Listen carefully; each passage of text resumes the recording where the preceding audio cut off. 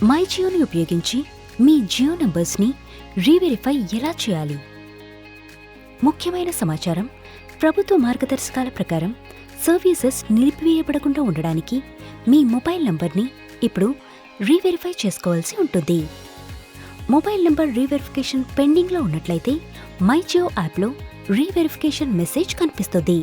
My Jio యాప్ని ఉపయోగించి మీ Jio నంబర్స్ని reverify చేసుకునే ప్రక్రియ పైన ఈ వీడియో మీకు మార్గనిర్దేశం చేస్తుంది.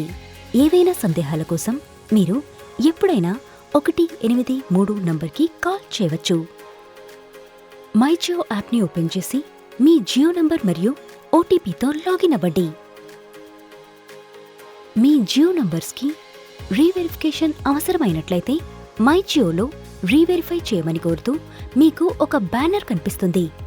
రీవెరిఫై నౌ పైన ట్యాప్ చేయండి. సూచనలు చదివి ప్రొసీడ్ పైన ట్యాప్ చేయండి. మీ ఆధార్ నంబర్ కనిపిస్తే జనరేట్ ఓటీపీ పైన ట్యాప్ చేయండి.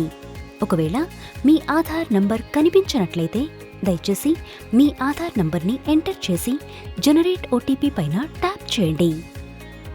మీ ఆధార్తో అనుసంధానించబడిన మొబైల్ నంబర్కి మీకు ఒక ఓటీపీ వస్తుంది. ఓటీపీని ఎంటర్ చేసి వెరిఫై పైన ట్యాప్ చేయండి. ఈ స్టెప్లో మీరు మీ ఫోటోని తీయాలి. ఫోటో తీసేటప్పుడు ఈ క్రింది విషయాలను గుర్తుంచుకోండి. ప్లెయిన్ బ్యాక్గ్రౌండ్లో మీ ఫోటోని తీయండి. గదిలో తగినంత వెలుతురు ఉండేలా చూసుకోండి. మీ ముఖాన్ని నిటారుగా ఉంచండి. మీ ముఖం ఫ్రేమ్లో గరిష్ట భాగాన్ని కవర్ చేయవలసి ఉంటుంది.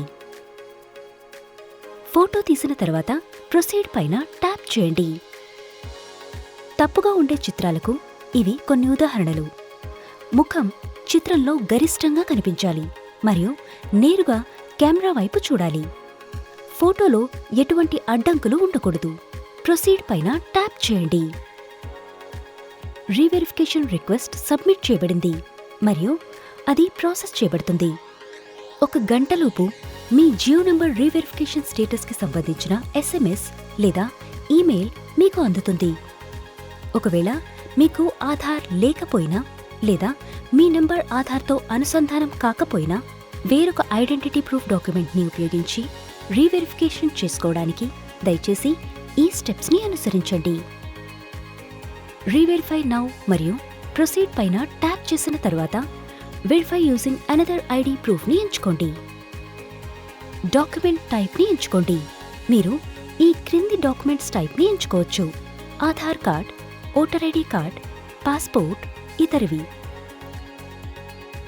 ఇప్పుడు క్యాప్చర్ ఫ్రంట్ సైడ్ పైన ట్యాప్ చేయండి.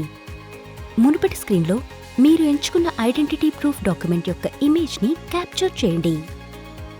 మీ ఐడెంటిటీ డాక్యుమెంట్ ముందు భాగాన్ని ఫోటో తీయండి. ఇమేజ్ అస్పష్టంగా ఉన్నట్లయితే రీటేక్ ఇమేజ్ పైన ట్యాప్ చేసి మరొక ఫోటోని తీయండి. మీ ఐడెంటిటీ డాక్యుమెంట్ వెనుక భాగాన్ని ఫోటో తీసి ప్రొసీడ్ పైన ట్యాప్ చేయండి. ఈ ఇమేజెస్ మాదిరిగా ఇమేజెస్ అస్పష్టంగా లేకుండా ఉండేలా చూసుకోండి. సంబంధిత వివరాలని ఎంటర్ చేసి ప్రొసీడ్ పైన ట్యాప్ చేయండి.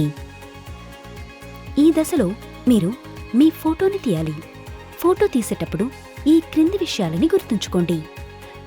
ప్లెయిన్ బ్యాక్గ్రౌండ్తో మీ ఫోటోని తీయండి. గదిలో తగినంత వెలుతురు ఉండేలా చూసుకోండి. మీ ముఖాన్ని నిటారుగా ఉంచండి. మీ ముఖం ఫ్రేమ్లో గరిష్ట భాగాన్ని కవర్ చేయాలి. ఫోటో తీసిన తర్వాత ప్రొసీడ్ పైన ట్యాప్ చేయండి. ఓటీపీ కోసం తగిన ఆప్షన్ని ఎంచుకుని వచ్చిన ఓటీపీని ఎంటర్ చేసి వెరిఫై పైన ట్యాప్ చేయండి. రీవెరిఫికేషన్ రిక్వెస్ట్ సబ్మిట్ చేయబడింది మరియు ప్రాసెస్ చేయబడుతుంది. ధన్యవాదములు.